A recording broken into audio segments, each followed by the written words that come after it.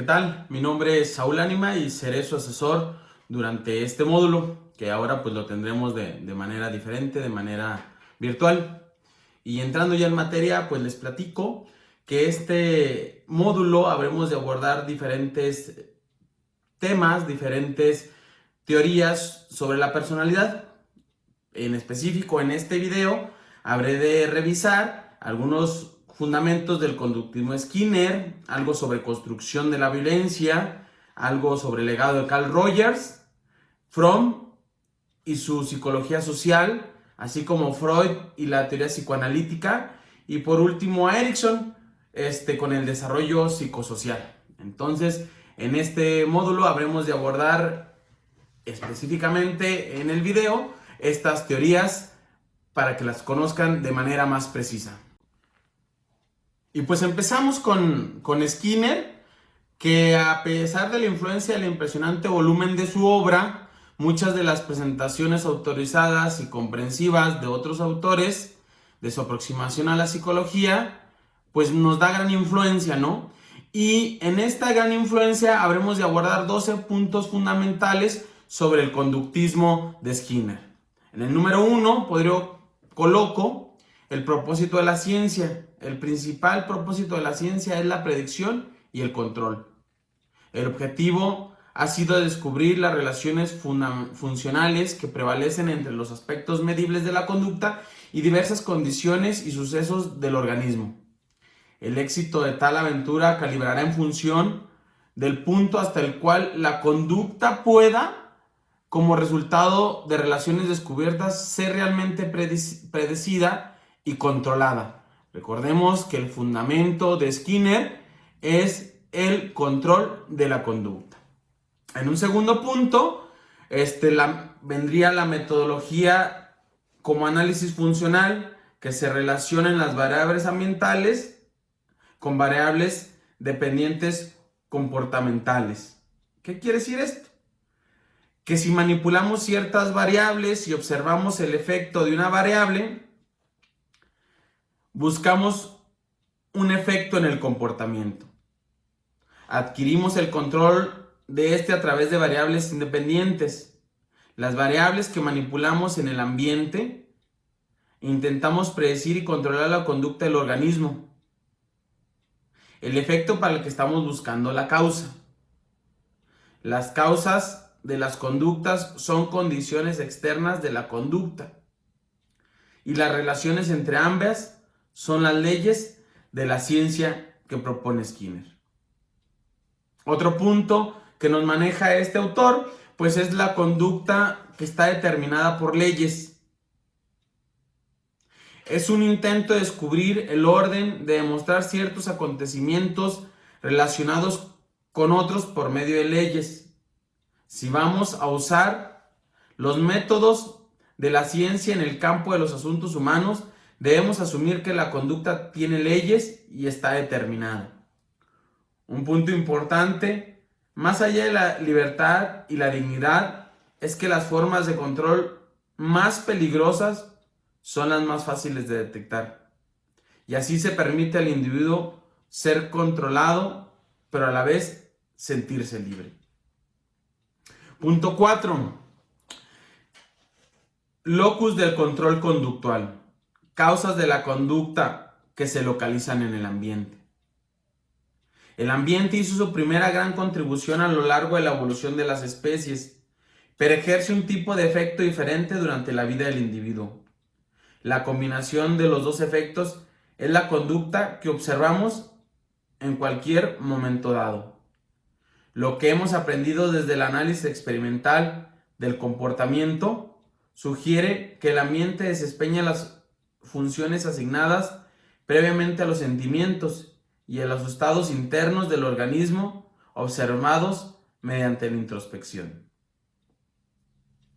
En el punto 5 nos habla de la selección por las consecuencias que el ambiente determina los resultados de los sistemas vivientes. ¿Qué quiere decir esto? Que en ciertos aspectos el reforzamiento operante se asemeja a la selección natural de la teoría evolucionista, al igual que las características genéticas que surgen de mutaciones. son seleccionadas o descartadas en función de sus consecuencias. También las nuevas formas de conducta se descartan o se seleccionan a través del reforzamiento. Punto 6. Materialismo. El dualismo es falso. El único mundo es el físico. ¿Qué quiere decir esto? Que cuerpo y mente, posición que puede expresarse de la siguiente manera. Lo que se siente o observa introspectivamente no es el mundo físico de la conciencia, la mente o la vida mental, sino el propio cuerpo del observador. Una pequeña parte del universo está contenida bajo la piel de cada uno de nosotros. No hay razón para que deba tener un estatus físico especial por encontrarse dentro de esta frontera. No se asume ninguna clase especial de materia mental. Un mundo físico genera ambas cosas, la acción física y las condiciones físicas internas a las que las personas responden cuando una comunidad verbal dispone contingencias necesarias.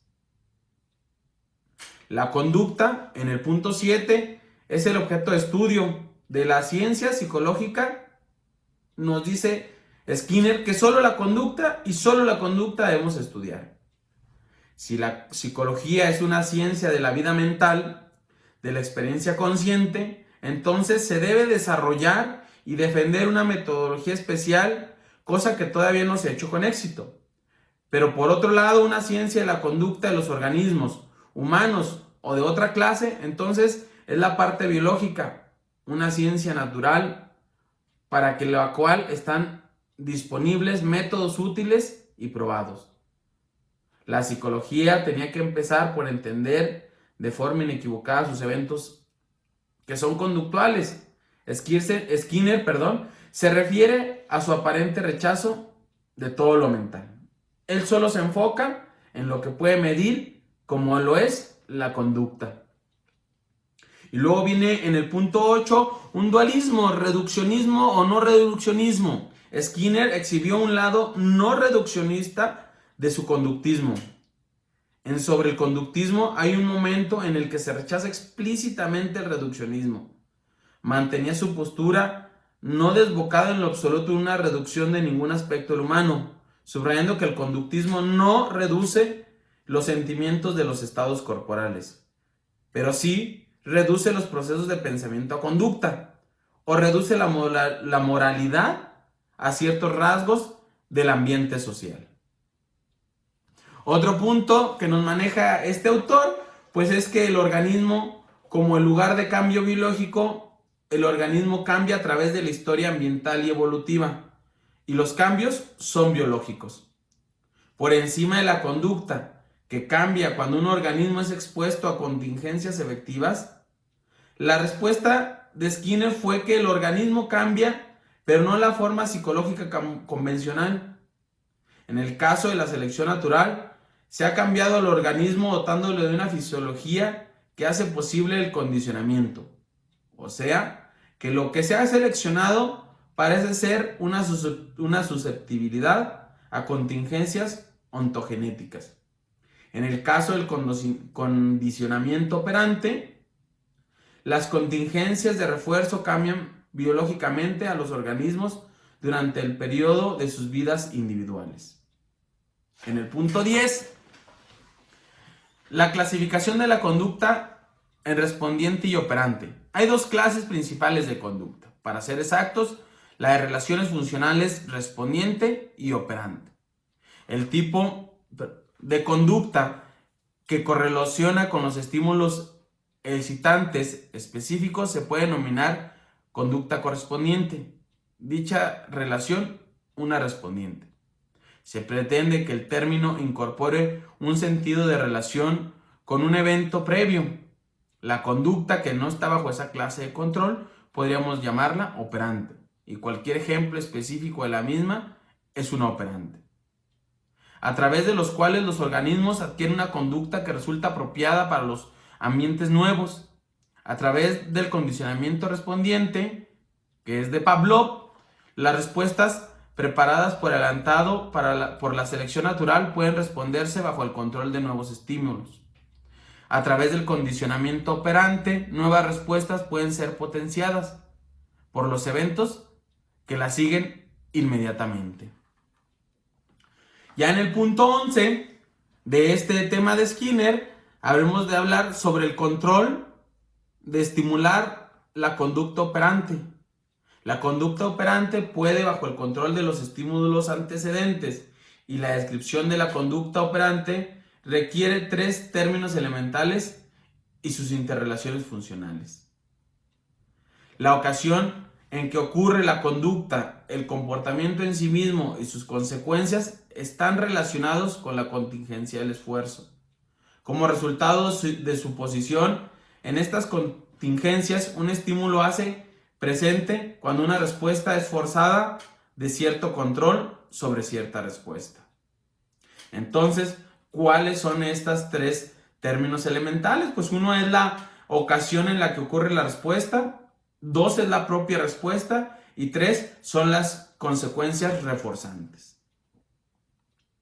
Y por último, tenemos el aspecto número 12 que nos habla sobre la generalidad de los principios conductuales, donde habremos de entenderlos desde 4 aspectos principales que serán el lenguaje, las partes sobre el pensamiento, la conciencia y la ciencia. El lenguaje tiene carácter de una cosa, algo que una persona adquiere y posee, y los psicólogos hablan de una adquisición del lenguaje en el niño. Se dicen palabras, frases y herramientas usadas para entender diferentes significados. Otra es el pensamiento. El enfoque más simple y satisfactorio es considerado que el pensamiento es simplemente una conducta verbal o no verbal, encubierta o manifiesta. Y la conciencia, el individuo llega a ser consciente de lo que se está haciendo en la sociedad o cómo se refuerzan esos estímulos discriminativos a respuestas verbales o a su conducta. Y por último, la ciencia. El individuo llega a ser consciente de lo que está haciendo solo después de que la sociedad ha forzado como fuente de estímulos discriminativos las respuestas verbales a su conducta.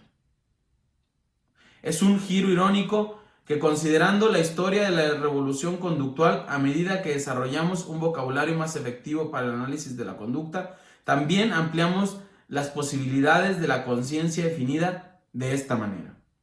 Así, con estos 12 puntos, terminamos a nuestro autor Skinner. Enseguida vamos a hablar sobre la construcción social de la violencia.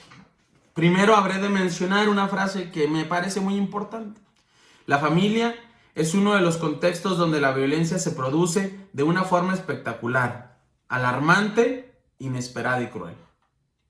A lo largo de este tema sobre la construcción social de la violencia, veremos una serie de aspectos que son fundamentales para entenderlo. El primero de ello es el comportamiento agresivo, tal y como ha sido en la psicología convencional. Vamos a verlo primero desde las teorías clásicas, que sería la teoría instintivista, donde habla que el comportamiento se sitúa dentro de la persona. Luego iríamos a la frustración-agresión, donde la agresión es un comportamiento resultante de una pulsión interna, pero esta pulsión depende de algo externo que genera esta frustración. Y por último, el aprendizaje social, donde se puede efectivamente aprender un comportamiento agresivo porque se ha visto como resulta recompensado por otra persona, pero eso no implica que se tenga que ejecutar. Se ha aprendido, se conoce, se sabe cómo ejecutarlo, pero puede que se realice o no. Ya decidirá el momento contextual de cada persona si esa influencia que ha tenido y que ha sido aprendida sea aplicada.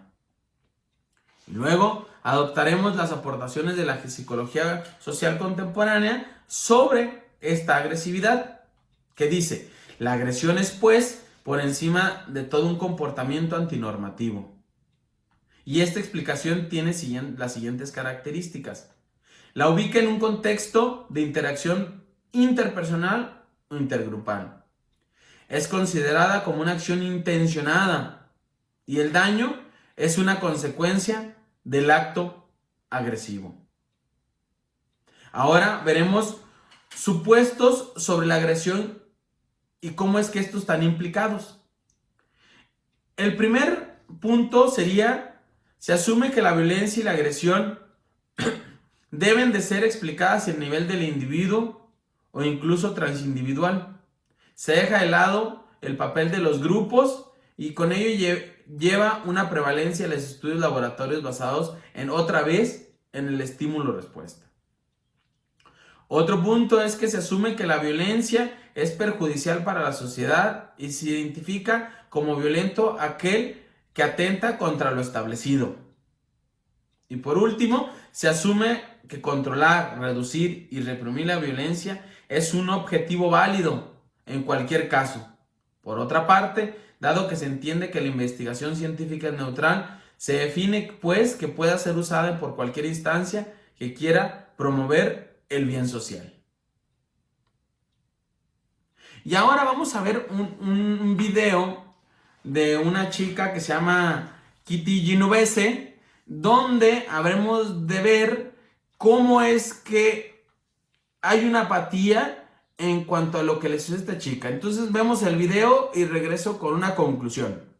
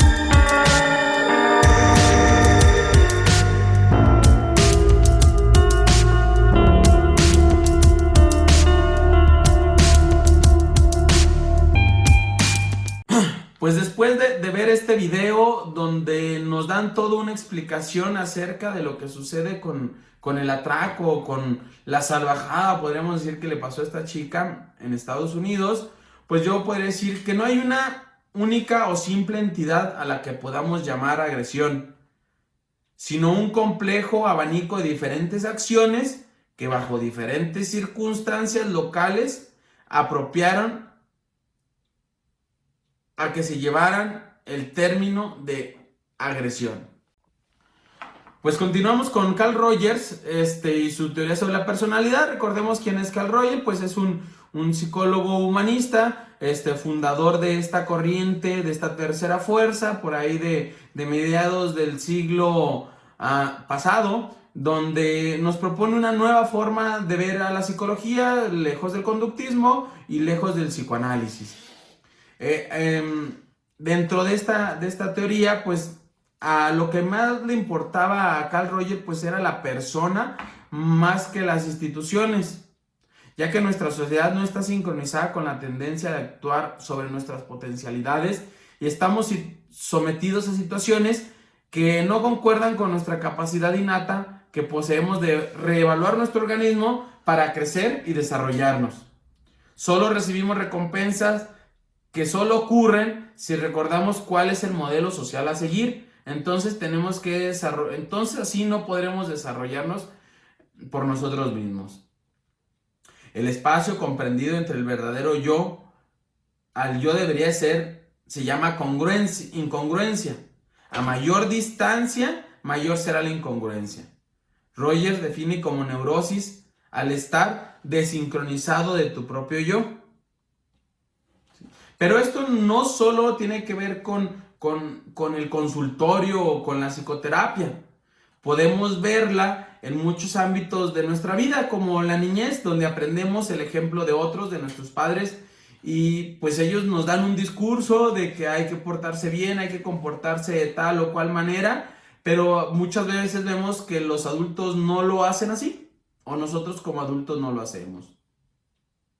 Lo que importa en nuestra sociedad muchas veces es parecer decente y honesto, pero sabemos que en ocasiones el dinero y el poder lo permiten todo, y entonces son los nuevos fundamentos de la sociedad en que vivimos. La codicia ciega y criminal que nos está destruyendo. O en el ámbito laboral, donde las reglas más retorcidas suelen inspirar las relaciones entre jefes y empleados, donde hay desconfianza, hipocresía y un doble estándar. También sucede en la religión, donde un papa, al parecer honesto e íntegro, muere de forma sospechosa.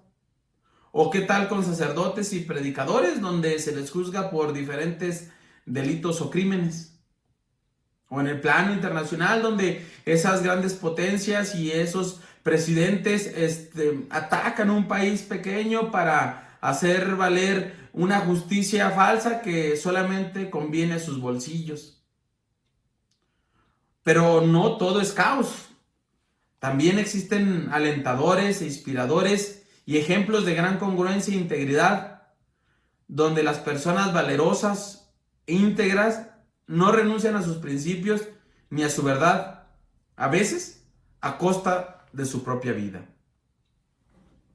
Enseguida, continuando con Carl Rogers, pues vamos a hablar de nuestra herencia cultural. ¿Cuál es nuestra verdadera naturaleza?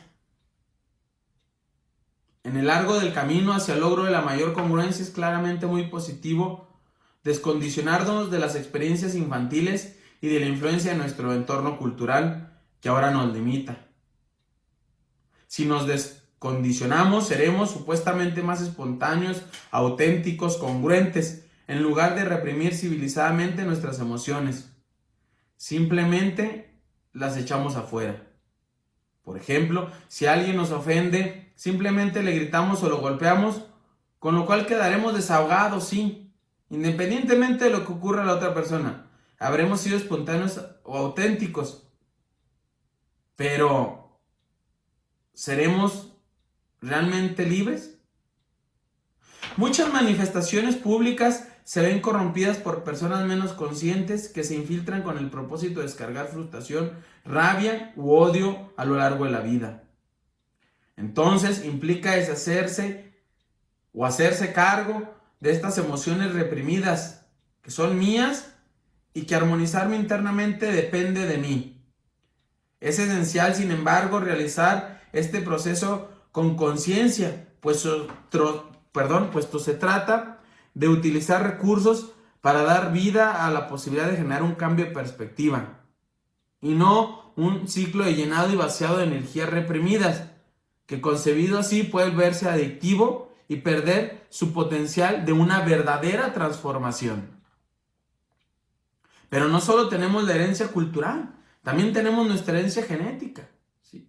Así como heredamos el color de cabello, heredamos nuestra estatura, también podemos heredar las tendencias depresivas de la abuela materna. Habrá rasgos de la personalidad y estados de ánimo cuyo origen no resultarán claros si solo se busca una experiencia de vida.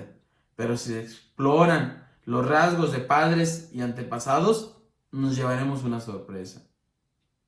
Quienes eligen vivir en función de sus impulsos, deseos y emociones que son dictados serán más sanos que aquel que los reprime. Sin embargo, la expresión o espontaneidad de esta persona no será más refinada que la de cualquier animal, a menos que considere otros ingredientes.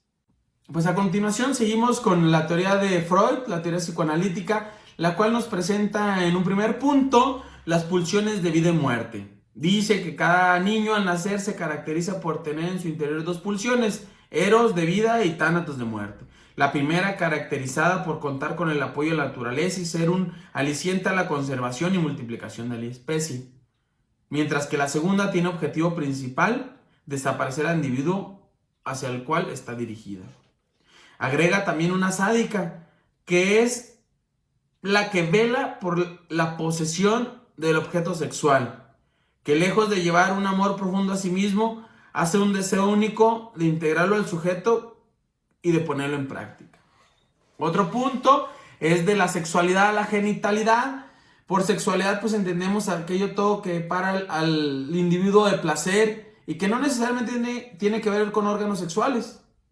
Y la genitalidad, por el contrario, se aplica a dichos órganos con el propósito de obtener un placer fugaz determinado por el tiempo entre el hombre y la mujer que alcancen sus orgasmos. También Freud nos presenta unas etapas psicosexuales en la cual tendemos primero al anal, integraremos nuestra vida.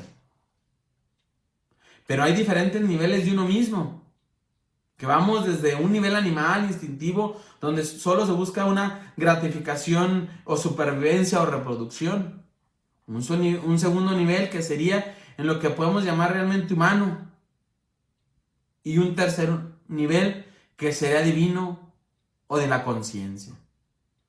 Creo que alcanzamos nuestro nivel más alto de potencial al aceptar y dar cabida necesaria a todos nuestros tres niveles.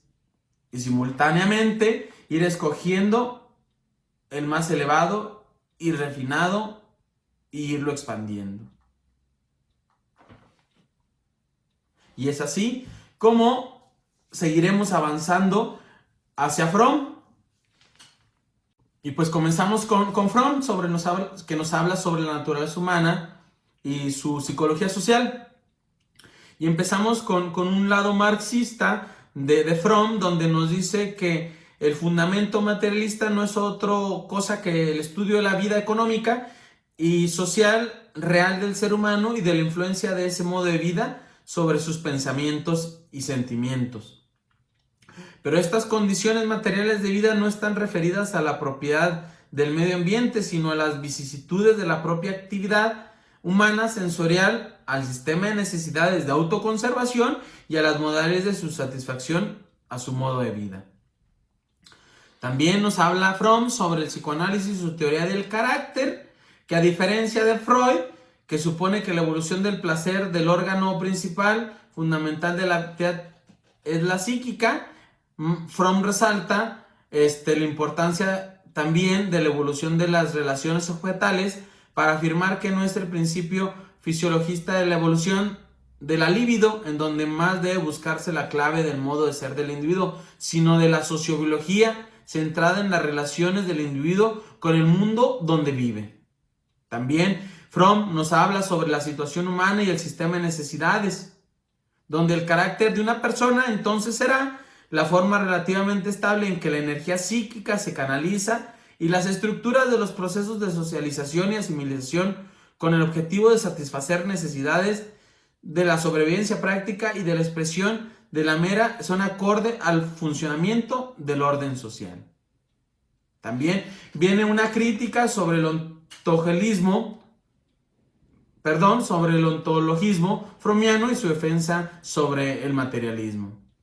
Desde esta perspectiva del humanismo normativo y aún más desde la propia posición sociohistórica, la discusión en torno al problema de la condición humana, su sistema de necesidades y modos de resolución resulta mucho más significativa, la cual deberá responder a la modernidad y a la impugnación posmodernista desde la discusión de fundamentos empiristas del sistema. Otra es la teoría de carácter social, que es la capacidad para transformar la fijeza de las cosas, abrir nuevas y colonizar un segmento de futuro novedoso. Y es así como Fromm nos explica esta psicología social. Pues a continuación seguimos con la teoría de Freud, la teoría psicoanalítica, la cual nos presenta en un primer punto las pulsiones de vida y muerte. Dice que cada niño al nacer se caracteriza por tener en su interior dos pulsiones, eros de vida y tánatos de muerte. La primera caracterizada por contar con el apoyo de la naturaleza y ser un aliciente a la conservación y multiplicación de la especie. Mientras que la segunda tiene objetivo principal desaparecer al individuo hacia el cual está dirigida. Agrega también una sádica, que es la que vela por la posesión del objeto sexual, que lejos de llevar un amor profundo a sí mismo, hace un deseo único de integrarlo al sujeto y de ponerlo en práctica. Otro punto es de la sexualidad a la genitalidad. Por sexualidad todo este ciclo completo de la persona humana. donde vemos que empieza desde el infante de 1 año con su desarrollo sensomotor, respiratorio, algo muy básico, y nos va llevando hasta la vejez, que es la marca de los 50 en adelante, y cómo hace esta integración de todos estos preceptos desde estadios y modos, crisis psicosociales, relaciones, patologías, principios relacionados, y aquí podemos ver cómo es que los clasifica de acuerdo a su edad. Y pues por último, para concluir, de Erikson, 3 fuerzas surgen como ejes de la vida de las personas que emergen de los estadios cruciales de la vida. La esperanza en la infancia, a partir de la antítesis entre la confianza por desconfianza. La fidelidad y la fe en la adolescencia, a partir de la superación de la dialéctica de la identidad por confusión de identidad. Y por último, el amor en la vida adulta, como síntesis existencial de la superación de la generatividad por estancamiento. De su eficacia depende la calidad de vida de las personas y de la sociedad en el tiempo y en la eternidad. Entonces, así, con esta conclusión de Erikson, cierro esta breve explicación de las teorías de la personalidad de estos grandes autores. Hasta luego y muchas gracias. Que pueda obtener mayor deleite de su clítoris. Resumiendo, mientras que el niño lleva el complejo de Edipo, tiene un comienzo y un fin durante el complejo de castración, en la niña permanece vigente durante toda su vida. De ahí que se puntualice que la feminidad es una constante devenir entramado de una serie de intercambios de los cuales se está encaminando a encontrar los mejores sustitutos del pene. También Freud nos habla sobre el yo y el superyo, que son las 3 instancias que conforman el aparato psíquico. El niño al nacer es puro ello, lo que equivale a decir puro principio de placer. Desea satisfacer como el ingerir la leche, defecar, dar sus excrementos. Esto es satisfacción de puro placer. Los padres deben insertar al niño en la cultura. Es ahí donde surge el superyo, que señalará al individuo cuáles son aquellas actividades que debe seguir y cuáles no debe llevar a la práctica, pues caería en la perversión. Y ante las demandas de placer que el ello le exige, le proporcione, y las exigencias del superyo que lo hace presa, ¿qué debe hacer el sujeto? Para medir entre estos dos existe el yo, que es la instancia a la cual le es conferido regirse por el principio de la realidad y proporcionar a ambas instancias la satisfacción que éstas requieren. Entonces, ¿qué tiene que ver el conocimiento y el yo? Pues el yo tiene un papel fundamental en la conformación del individuo, lo que tiene también en la adquisición de saberes necesarios que requiere el individuo. Por eso los padres representan un rol principal en el trabajo psicoanalítico. Se ha demostrado que los individuos a los que se les cumplen sus deseos edípicos de ocupar el sitio del progenitor del mismo sexo en el comercio sexual con el primer objeto del amor, caen en la psicosis o en la perversión. Muy bien. Y pues por último tenemos a Erikson con su desarrollo psicosocial, en el cual pues hablaré un poco de la formulación de la teoría y otros 3 puntos más que también son importantes. Erikson reitera que las fases psicosexuales elaboradas por Freud, y enfatizó según Engler, no solo son como las plantea el autor anterior, sino que nos formula otra teoría donde el incremento del entendimiento del yo como una fuerza es intensa, vital y positiva. También explicó profundamente las etapas del desarrollo psicosexual de Freud, integrando además de las que nos mencionaban, la dimensión social y el desarrollo psicosocial.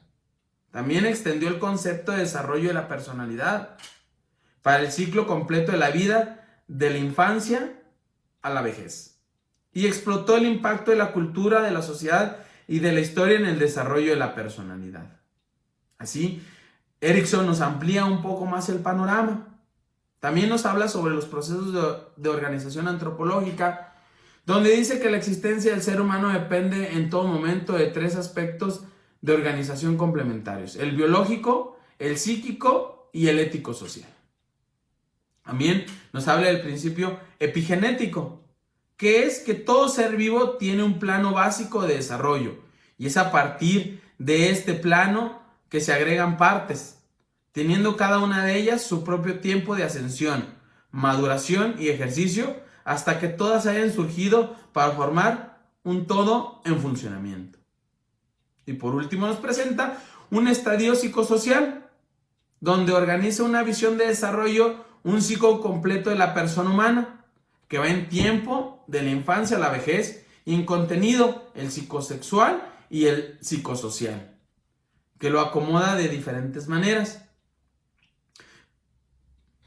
donde vemos que empieza desde el infante de 1 año con su desarrollo sensomotor, respiratorio, algo muy básico, y nos va llevando hasta la vejez, que es la marca de los 50 en adelante, y cómo hace esta integración de todos estos preceptos desde estadios y modos, crisis psicosociales, relaciones, patologías, principios relacionados, y aquí podemos ver cómo es que los clasifica de acuerdo a su edad. Y pues por último, para concluir, de Erikson, 3 fuerzas surgen como ejes de la vida de las personas que emergen de los estadios cruciales de la vida: la esperanza en la infancia, a partir de la antítesis entre la confianza por desconfianza; la fidelidad y la fe en la adolescencia, a partir de la superación de la dialéctica de la identidad por confusión de identidad; y por último, el amor en la vida adulta, como síntesis existencial de la superación de la generatividad por estancamiento. De su eficacia depende la calidad de vida de las personas y de la sociedad en el tiempo y en la eternidad. Entonces, así, con esta conclusión de Erikson, cierro esta breve explicación de las teorías de la personalidad de estos grandes autores.